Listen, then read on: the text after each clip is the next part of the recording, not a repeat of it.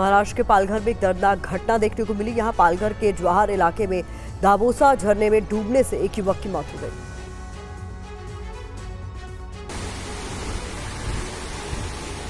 घटना रविवार की है। दोपहर 2 बजे के करीब कुछ युवक झरने के पास नहाने के लिए पहुंचे थे। इस दौरान 2 युवक झरने की 120 फीट ऊंचाई वाली जगह पर चढ़ गए। इसके बाद दोनों कुछ वक्त बिताने के बाद वहां से छलांग लगा देते हैं। पूरी घटना को युवक के दोस्त फोन से रिकॉर्ड कर रहा था, जिसका वीडियो भी सामने आया है। वीडियो में देखा जा सकता है कि 2 युवक कैसे झरने की ऊंचाई वाली पत्थर पर चढ़े हुए हैं और जो छलांग लगाने जा रहे हैं। दोनों जब पानी में गिरते हैं तो तेज आवाज आती है। इसके बाद पानी में कुछ सेकंड तक चीजें शांत रहती हैं। दोनों ही पानी के बाहर नहीं निकलते। हालांकि कुछ देर बाद एक युवक पानी से बाहर निकलकर तैरने का प्रयास करने लगता है, लेकिन दूसरा युवक छलांग लगाने के बाद कहीं नजर नहीं आता।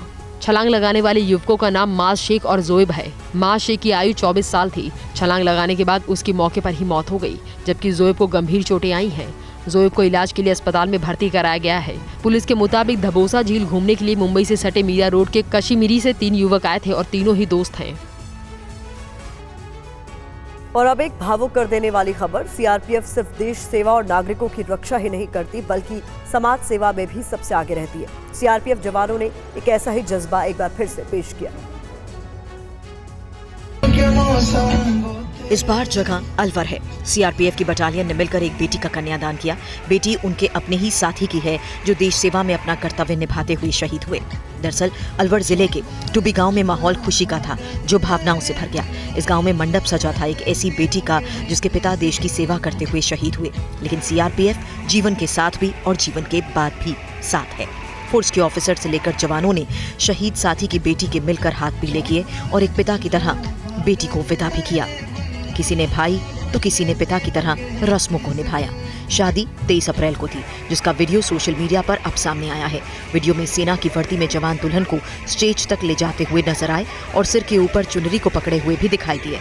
शहीद राकेश मीना के परिजनों ने बताया कि शादी में आकर सीआरपीएफ के अधिकारी और जवानों ने कहा, हम आपके बेटे, भाई और बिटिया के पिता को वापस नहीं ला सकते, लेकिन आपके परिवार के हर सुख दुख में आपके कंधे से कंधा मिलाकर जरूर रहेंगे। शहीद राकेश की परछाई बनकर उनका डिपार्टमेंट इस परिवार के साथ खड़ा रहेगा। देश में प्रदूषण को लेकर केंद्रीय प्रदूषण नियंत्रण बोर्ड की नई रिपोर्ट सामने आई है। देश के किस शहर में सबसे ज्यादा प्रदूषण है, जानने के लिए देखिए ये रिपोर्ट। केंद्रीय प्रदूषण नियंत्रण बोर्ड यानी सीपीसीबी की रिपोर्ट में खुलासा हुआ कि यूपी का ग्रेटर नोएडा की आबोहवा बेहद खराब हो चुकी है। ग्रेटर नोएडा अब देश का सबसे प्रदूषित शहर बन गया है। सीपीसीबी की रिपोर्ट में आगाह करते हुए बताया गया कि लंबे समय तक बहुत खराब वायु गुणवत्ता में रहने पर सांस लेने से संबंधित बीमारियां हो सकती हैं। ग्रेटर नोएडा में 346 AQI दर्ज किया गया। आंकड़े के साथ ही ये प्रदूषित शहरों की कैटेगरी में सबसे ऊपरी पायदान पर है।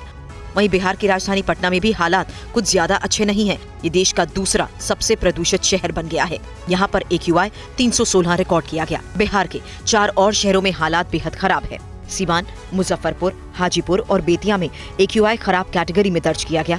बिहार प्रदूषण नियंत्रण बोर्ड का दावा है कि निर्माण कार्य, हवा की कम रफ्तार की वजह से हवा की गुणवत्ता में गिरावट आई है, जिसके चलते अब बिहार में वायु प्रदूषण को रोकने के लिए सड़क पर पानी का छिड़काव भी शुरू हो चुका है।